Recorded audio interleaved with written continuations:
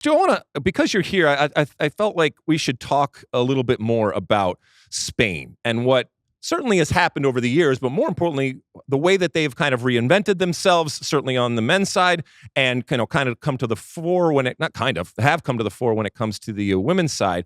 And Spain right now is having a moment. For those that don't know, you are a part owner when it comes to Mallorca over there. You certainly know that league. We talk about that league. We talk about the players and everything that is happening out there. What do you think when you look at what's happening with these national teams and the individual talent that they are producing? Is there something in the water? Is there a special sauce? And also, I ask you this because, we get to ask this question all the time. What aren't we doing, or what should we be doing relative to some of these great countries that are producing great players and great teams? Yeah, it's a detailed conversation. It's got so many layers to it, and I think a couple of the things have stood out to me. I've been a part of Mallorca now in Spain for 8 years. So I've seen the ins and outs. I've seen youth development. I've seen senior team stuff. I think first and foremost, there's a national identity to the way that they play soccer. And kids grow up playing in this 4-3-3 system, but it's more about the technical development of being comfortable in the ball, and they progress through that. And look, Spain had this golden period where they won the World Cup in 2010 and the Euro in 2008 and 12, and then they had kind of a down couple of years, but it wasn't because their youth teams were still doing supremely well. What they've been able to marry in this most recent Euro is that tiki-taka type of style and technical style, but now with some explosiveness too. But kids all grow up understanding and knowing with the ball is so comfortable and close to their foot, and I think that is such a fundamental part of soccer. The youth development part too is interesting. They don't really keep score at youth levels in soccer up till a certain age. I don't know the exact age, so I don't want to be misquoted here on that, but it's all about letting these kids express themselves and have freedom with the ball and playing games, but it's all not the focus on the score. And I'm around youth development in this country with my daughter who's 8 years old, and it's all about the score, and it's all about parents being like, "Oh, our team won 6-4, and we're into the next round." I mean, they just let these kids play. So what does that do? I think it allows kids the freedom to make mistakes and not feel afraid to make mistakes within games and learn from those experiences. But also, there's very minimal coaching and less interjecting about you need to do this. They figure it out themselves. So I think that develops a high IQ player and soccer players. And look at guys like Rodri and Pedri, Gavi, Lamine Yamal. I mean, these guys are just so elite in the way that they think and feel and see the game. So it's not, of course, that they don't get coaching. They get a ton of coaching, but they allow these moments for these kids to really just develop and play. They're playing all the time. There's a huge soccer culture in Spain.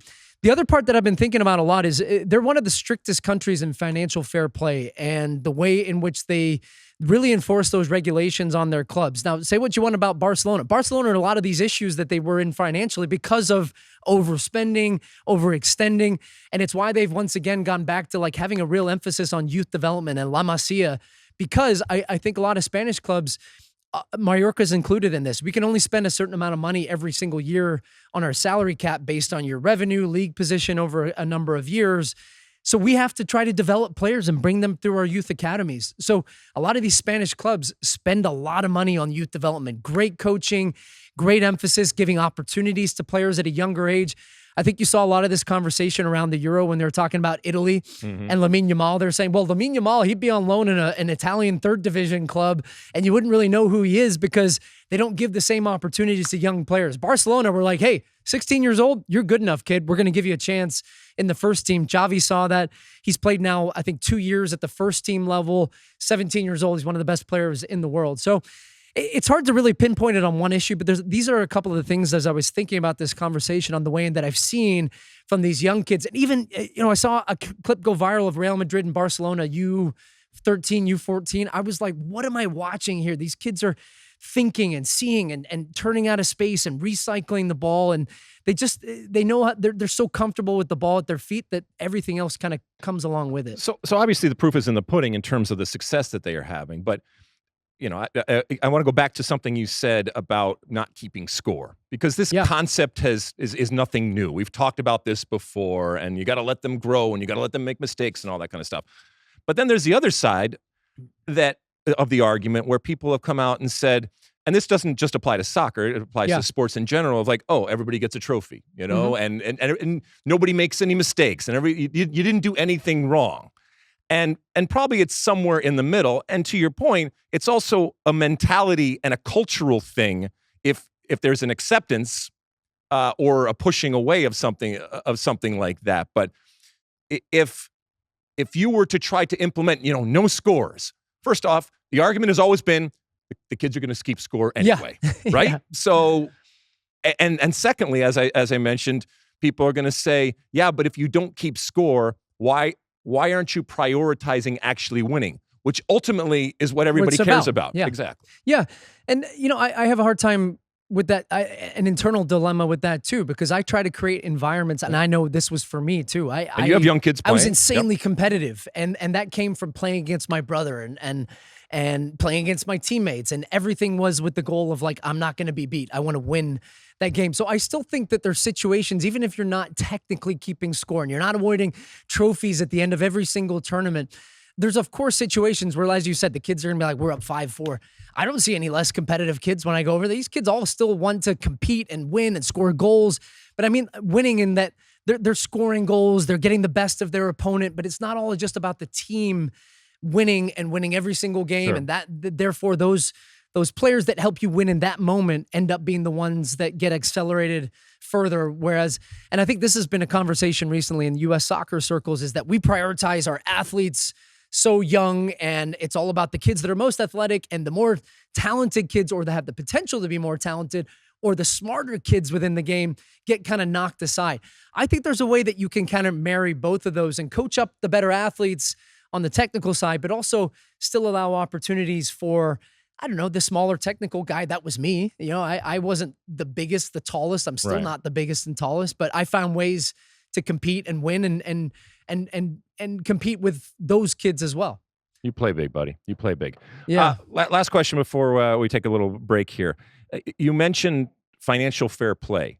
Do you think that is an internal type of thing that happens in terms of the adherence to financial fair play, as opposed to other countries and cultures where either they don't care about it, they're more lax about it? Because when it comes to La Liga, there is still a have and have not type of separation that goes on. And when you're in Mallorca, yes, you got to make more with less, but are you just self-governing, or is that coming from the top? No, there's I've sat with our club president and our CEO, and he ran me through this. I mean, it's like there's the financial fair play body, and then there's an independent La Liga one that is separate to that. And this was difficult during the COVID years, where our revenue was next to nothing from ticket sales. Nobody in the stadiums. We rely heavily on ticket sales and season ticket holders and all these different things. And we had to, find ways to, either with capital calls and different things, to make sure that we satisfied what we needed to from a La Liga financial fair play element, to make sure that we could spend what we needed to on the budget for next year. So there's financial fair play, there's UEFA, then there's La Liga, and it's tough, man. And I think it's a good thing. I think it's why La Liga is in a good position financially. Of course, you still have Real Madrid and Barcelona at the top of that, and they get more money, and they should. But one of the big things over the past decade, and why I think La Liga has done well, is they recognize, and they saw what is happening in the Premier League, the amount of money that is going into that league and how big it has become. And they said, we've got to start to, bring up the other part of the league. It can't just be a 2-team league. So Atletico needs more money. Bilbao needs more money, and even the smaller teams, we need more money from TV to be able to invest more in our teams and make the league more competitive.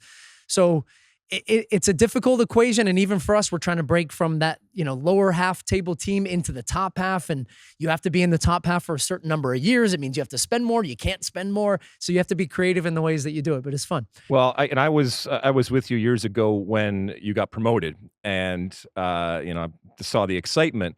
But to your point, with that comes added responsibility and added cost. And I think you, and obviously the ownership there, has done an incredible job. So kudos to you. Well, our first game coming up on the 18th is exactly Real Madrid. You're only as good as your last game. So far, so good. Right? Mbappe's first game at Mallorca. Fun. Let's go. You're going to be just fine. You're going to be just fine. And I know you enjoy doing that. All right, so best of luck to your Mallorca team going forward here in the new La Liga season. You like that clip? Well, my State of the Union podcast drops twice a week right here on my very own YouTube page. The only way to stay up to date is to hit that subscribe button down below. Size the day, and see you soon.